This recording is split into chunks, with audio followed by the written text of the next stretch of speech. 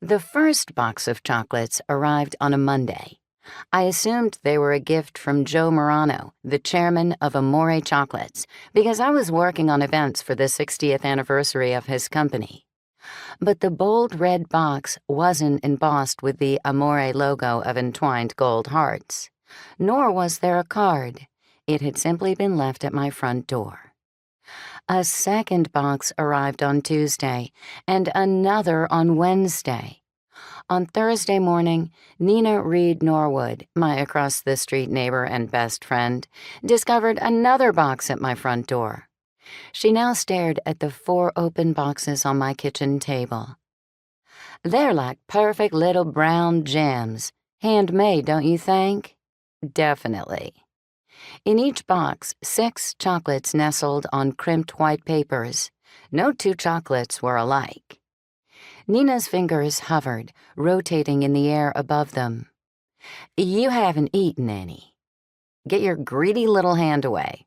I don't know who or where they came from, but they're so beautiful. You have to try one. They're probably filled with something rich and creamy. You are not eating any until we know who left them at my door." Nina sighed with exasperation. "I'm sure they're from Alex."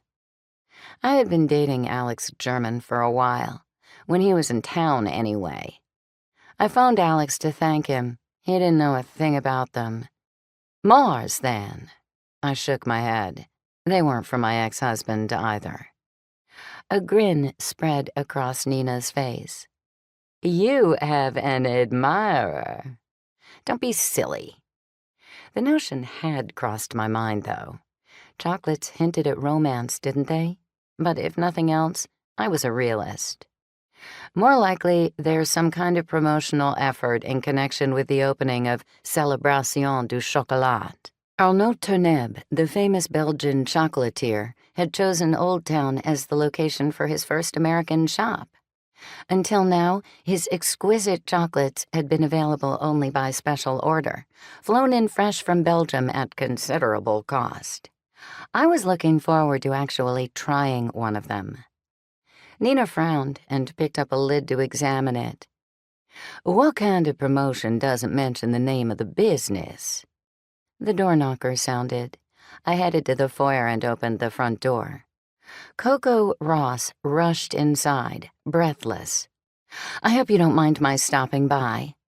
A well-known socialite, Coco had been my contact at the company for the anniversary events. I guessed her to be about 50, but she had the energy of a much younger woman. Coco laughed easily, and her expressive dark brown eyes didn't hide her emotions. "This is Noni." A tiny woman dressed all in blue followed Coco at a slower pace, aided by a cane. Her white hair was pinned up in a tidy bun. Not a speck of makeup touched her face. She couldn't have weighed more than 90 pounds. I shook Noni's frail hand. "It's a pleasure to meet you, Noni. Won't you come in and have a seat?"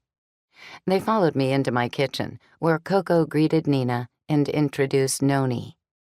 "I am going to strangle Natasha," announced Coco. Leaning against the center island, Nina said, "Get in line."